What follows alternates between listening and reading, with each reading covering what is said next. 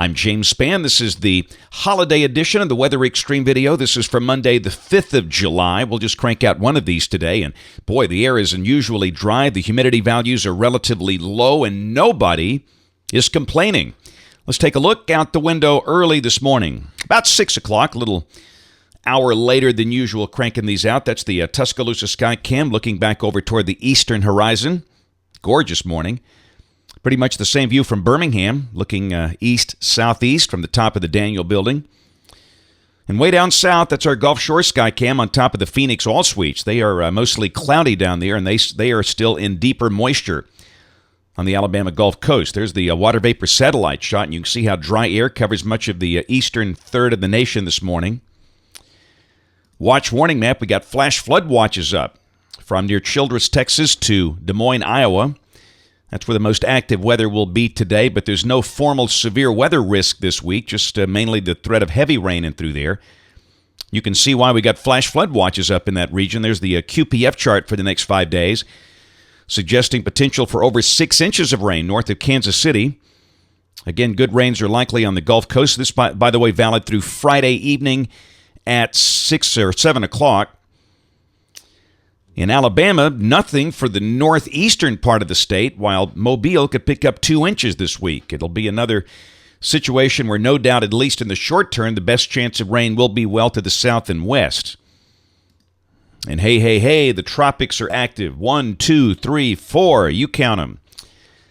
The system, according to the Hurricane Center, where the greatest potential is in the Western Caribbean. They pegged that thing with about a 1 in 2 chance of getting its act together as a tropical depression. Other than that, the other ones show smaller promise.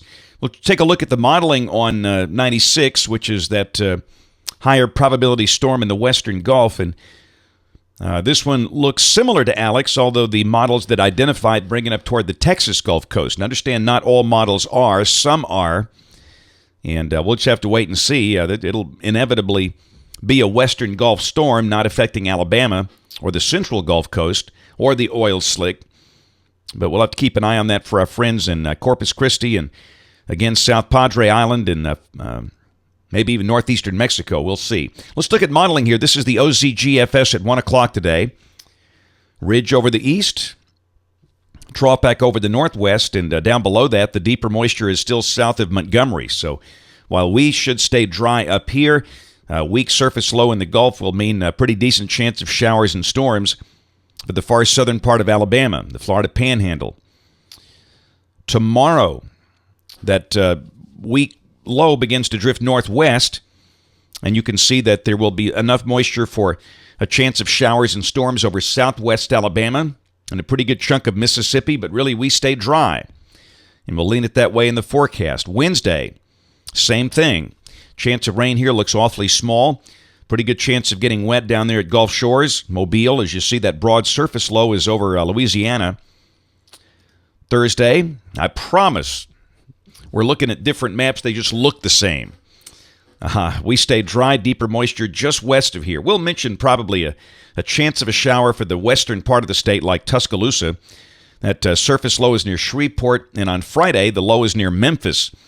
And we got a cold front approaching, and that suggests there could be enough moisture for a few scattered showers, but probably not many. The deeper moisture stays north.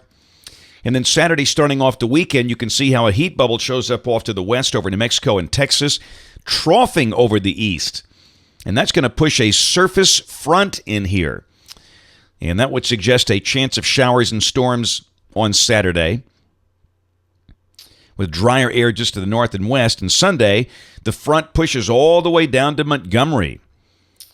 Could it happen? It can. It doesn't happen a lot this time of the year, but again, if this is correct, Sunday could work out to be a dry day with lower humidity.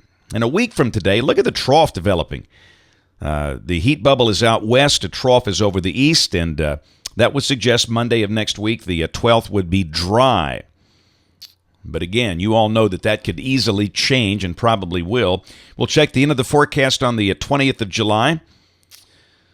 Ridging around here, the higher heights off to the west, and they can have them. That's where the really hot weather will be, and we stay in kind of soupy air with a chance of scattered showers and storms out there. That's it for the Weather Extreme video today. We'll have notes on the blog.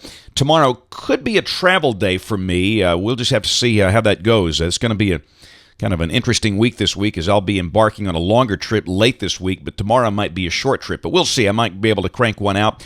Whatever. We'll have discussions on the blog, abc3340.com. If you're local to us, check us out on the news this evening, ABC 3340 at 5, 6, and 10. Thanks for watching. Have a great 5th of July, and God bless.